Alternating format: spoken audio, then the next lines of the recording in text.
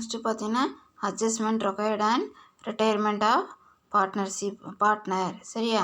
அதேமாதிரி கூட்டாளி விலகின் போது செய்ய வேண்டிய சரி கட்டுதல்கள் அப்படின்னு கொடுத்துருக்காங்க. And requirement of a partner generally the mutual rights of the continuing partner change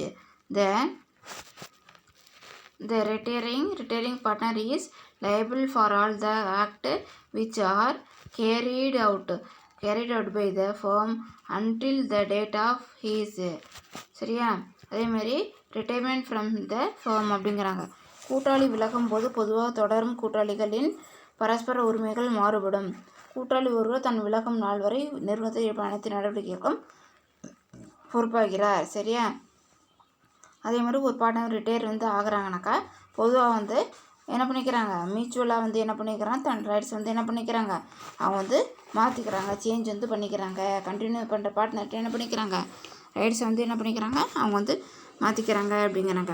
அது மட்டும் இல்லாமல் தன் விலகும் நாள் வரை நிர்வகிப்பு அனைத்து நடவடிக்கைகளுக்கும் பொறுப்பாகிறார். தான் என்ன பண்ணுறாங்க, என்றைக்கு நம்ம கன்சர்ன் விட்டு வெளியில் போகிறோமோ அந்நாள் வரைக்கும் சரியா எல்லா லைபிலையும் என்ன லைபிலிட்டியும் என்ன பண்ணிக்கிறார், அவர் ஏற்றுக்கிறார். Hence the accumulated profit losses and reserve up to the date of his retirement is to be distributed to all the partners. Asset and liability have to be revalued. சரியா? revalued and the profit or loss and revaluation is to be distributed to all the partners. The following adjustment are the necessary at the time of retirement of A partner அப்படிங்கிறாங்க. அதேமாதிரி என்ன சொல்கிறாங்கன்னு பார்த்தீங்கன்னாக்கா, ஆகிய அவர் விலகும் நாள் வரை நிறுவனத்தில் பகிர்ந்து தர லாபங்கள் நட்டங்கள் மற்றும் காப்புகள் போன்றவற்றை அனைத்து கூட்டாளிகளுக்கும் பகிர்ந்தளிக்க வேண்டும். சரியா? அவர் விலகுனாருனாக்கா அங்கே இருக்கிற டிஸ்ட்ரிபியூஷன் சரியா டிஸ்ட்ரிபியூட் பண்ணணும். என்னென்ன பண்ணணும்னு சொல்லி பார்த்தீங்கன்னாக்கா என்ன கொடுத்துருக்காங்க நம்மளுக்கு, accumulated profit, loss and reserve. சரியா? பகிர்ந்தர லாபங்கள் நட்டங்கள் மற்றும் காப்புகள் போன்றவற்றை தனது அனைத்து கூட்டாளியும் பகிர்ந்தளிக்க வேண்டும். எல்லா பார்ட்னருக்கும் என்ன பண்ணணும், அதை பிரித்து கொடுக்கணும். அதுமாதிரி சொத்துக்கள் மற்றும் பொறுப்புகளை மறுமதிப்பீடு செய்து அதிலிருந்து கிடைக்கும் லாபத்தை அல்லது நட்டத்தை அனைத்து கூட்டாளியும் பகிர்ந்தளிக்க வேண்டும். அதேமாதிரி என்ன பண்ணணும்னாக்கா, அசெட் அண்ட் லைபிலிட்டி ரீவேல்யூஷன் பண்ணி அதில் கிடைக்கக்கூடிய ப்ராஃபிட் அண்ட் லாஸை என்ன பண்ண ஆல் பார்ட்னருக்கு என்ன பண்ணணும்னு சொல்லி பார்த்தீங்கன்னாக்கா அதை என்ன பண்ணணும்னா பிரித்து கொடுக்கணும் அப்படிங்கிறாங்க. அது மட்டும் இல்லாமல் ஒரு கூட்டாளி நிறுவனத்தில் இருந்து விலகும்போது பின்வரும் சலுக்கிறது அவசியமாகிறது. அதே மாதிரி நெக்ஸ்ட்டு பார்த்தீங்கன்னா என்னன்னு சொல்லிட்டு distribution of accumulated profit, reserve and losses அப்படிங்கிறாங்க. பகிர்ந்தர லாபங்கள் காப்புகள் மற்றும் நகரையும் பகிர்ந்தளித்தல். என்ன ஒரு அட்ஜஸ்ட்மெண்ட்டுன்னு சொல்லி பார்த்தீங்கன்னாக்கா, accumulate profit, reserve and losses என்ன பண்ண நம்ம பிரித்து கொடுக்கணும். அதேமாதிரி நெக்ஸ்ட் என்னன்னு சொல்லி பார்த்தீங்கன்னா revaluation of asset and liability. சரியா? சொத்துக்களை பொறுப்புகளும் மறுமதிப்பீடு செய்தல். அசெட் அண்ட் லைபிலிட்டி என்ன பண்ணணும், ரீவேல்யூஷன் பண்ணணும். அதேமாதிரி determination of new profit sharing ratio and gaining ratio. புதிய விகிதம் மற்றும் தியாக விகிதம் ஆகியவற்றை தீர்மானித்தல். நியூ ரேஷியோ என்னது, நியூ ப்ராஃபிட் ஷேரிங் ரேஷியோ என்ன பண்ணுறது, டிட்டர்மைன் கெய்னிங் ரேஷியோ என்ன பண்ணுறது, நம்ம டிட்டர்மைன் பண்ணுறது. அதுமாதிரி ஃபோர்த் ஒன்று என்னமே அட்ஜஸ்ட்மெண்ட் ஃபார் குட்வில், நற்பெயர் சரி கட்டுதல் அப்படிங்கிறாங்க. ஃபிஃப்த் ஒன்று என்னென்னு பார்த்தீங்கன்னா adjustment for current year profit or loss up to the date of retirement. அதே மாதிரி கூட்டாளி விலகும் நாள் வரை உள்ள நடப்பு ஆண்டு லாபம் அல்லது நட்டத்தை சரி கட்டுதல் அப்படிங்கிறாங்க. அதே மாதிரி அந்த ரிட்டையர்மெண்ட் ஆகிறாங்கன்னா கரண்ட் இயரில் என்ன ப்ராஃபிட் அண்ட் லாஸ் இருந்துச்சு அது என்ன பண்ணுறது, அட்ஜஸ்ட் பண்ணுறது. அதேமாதிரி பார்த்தீங்கன்னாக்கா settlement of the amount due to the retirement partner.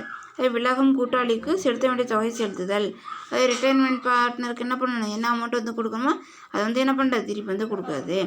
I tutorial நோட்ஸ்ன்னு சொல்லி பார்த்தீங்கன்னாக்கா all this adjustment are similar to the adjustment to be done and admission. சரியா? Done and admission of a partner except determination of profit sharing ratio and settlement of the amount due to the retiring partner அப்படிங்கிறாங்க. அதேமாதிரி என்ன சொல்கிறாங்க, லாப விகிதம் கணக்கிடுதல் மற்றும் விலகு கூட்டாளிக்கு செலுத்த வேண்டிய தொகை செலுத்தல் போன்ற இந்த சரிக்கட்டுதல்களை தவிர மற்ற அனைத்து சரிக்கட்டுதலும் கூட்டாளி சேர்ப்பில் செய்த சேர்ப்பில் செய்து சரிகிடுதல் போன்றே ஆகும். அதேமாதிரி ப்ராஃபிட் அண்ட் லாஸ் வந்து கால்குலேட் பண்ணுறது. அதேமாதிரி என்ன விலகிற கூட்டாளிக்கு வந்து செலுத்த வேண்டிய தொகை வந்து செலுத்து. இந்த 2 தவிர மற்ற எல்லாமே நம்ம அட்மிஷனில் வந்து பார்த்தோமோ அதே மாதிரி தான் என்னது சேம் அப்படின்னு வந்து சொல்கிறாங்க. அதேமாதிரி நெக்ஸ்ட்டு பார்த்தீங்கன்னா என்னன்னு சொல்லிட்டு distribution of accumulated profit reserve and losses அப்படிங்கிறாங்க. இதில் வந்து என்ன சொல்கிறாங்கன்னு சொல்லி பார்த்தீங்கன்னாக்கா ப்ராஃபிட் அண்ட்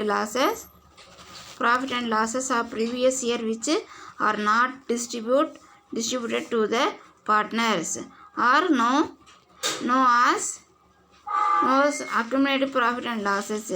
கடந்த ஆண்டுகளில் லாபம் அல்லது நட்டங்கள் கூட்டாளிகள் பகிர்ந்தளிக்கப்படாமல் இருந்தால் அது பகிர்ந்தளவு லாபங்கள் அல்லது நட்டங்கள் இருக்கணும். Distributed of accumulated profit and loss அப்படின்னாக்கா ப்ரீவியஸ் இயரில் என்ன பண்ணல ப்ராஃபிட் அண்ட் லாஸ் என்ன பண்ணல பிரித்து கொடுக்காம நம்ம வந்து வச்சுருந்தாக்கா அதுக்கு பேர் தான் என்னன்னு சொல்லி சொல்கிறாங்க distributed accumulated profit and loss. பகிர்ந்தளவு லாபங்கள் நட்டங்கள் காப்புக்கள் சரியா ரிசர்வ் அப்படிங்கிறாங்க.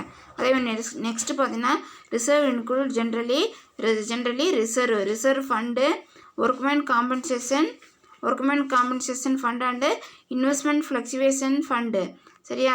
அதேமாதிரி பார்த்தீங்கன்னாக்கா இதில் காப்புக்கள் என்பதில் பொது காப்பு நிதி, தொழிலாளர் ஈட்டு நிதி மற்றும் முதலீட்டு மாறுபடும் நிதி ஆகிய அடங்கும். ரிசர்வில் வந்து என்னது இதெல்லாம் என்ன ஆயிருக்குன்னு சொல்லி பார்த்தீங்கன்னாக்கா இன்க்ளூட் வந்து ஆயிருக்கு. நெக்ஸ்ட்டு பார்த்தீங்கன்னாக்கா as the accumulated profits and losses belong to all partners, they should be distributed to all the partners in the old profit sharing ratio. In case of workmen compensation fund, the excess amount after providing for anticipated claim is to be transferred. Following are the journal என்ட்ரிஸ்ன்னு சொல்லி கொடுத்துட்டாங்க. இப்போ என்ன பண்ணணும்னு சொல்லி பார்த்தீங்கன்னாக்கா நம்ம வந்து இதில் வந்து கொடுத்துறதுக்கு என்ட்ரி வந்து போடணும்.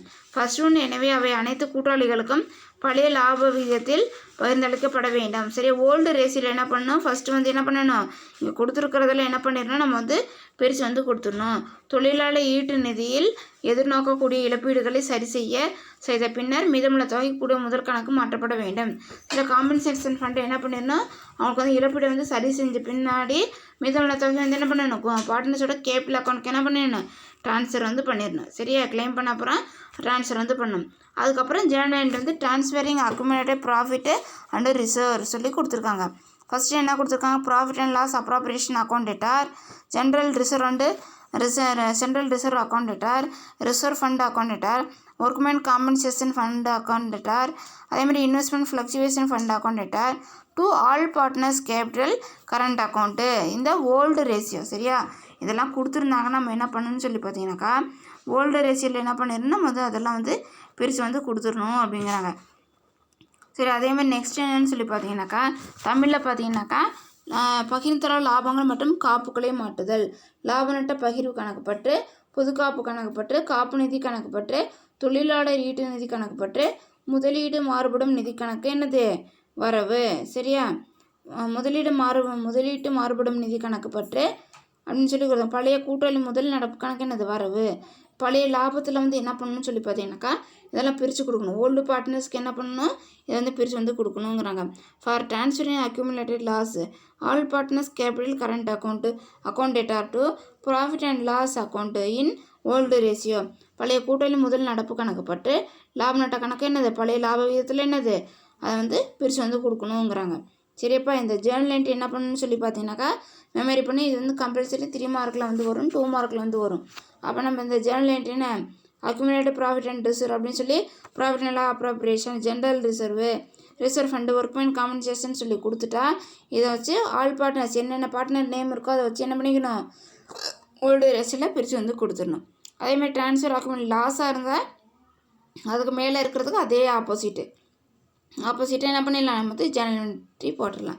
சரியா பழைய கூட்டம் முதல் நடப்பு கணக்கு பற்று லாபம் நட்ட பழைய கணக்கு பழைய லாபம் எதில் தானது வரவு. சரியா இந்த ஜேர்னல் என்ட்ரி என்ன பண்ணுவீங்க மெமரி பண்ணுவீங்க. சம் என்னன்னு சொல்லி பார்க்கலாம்.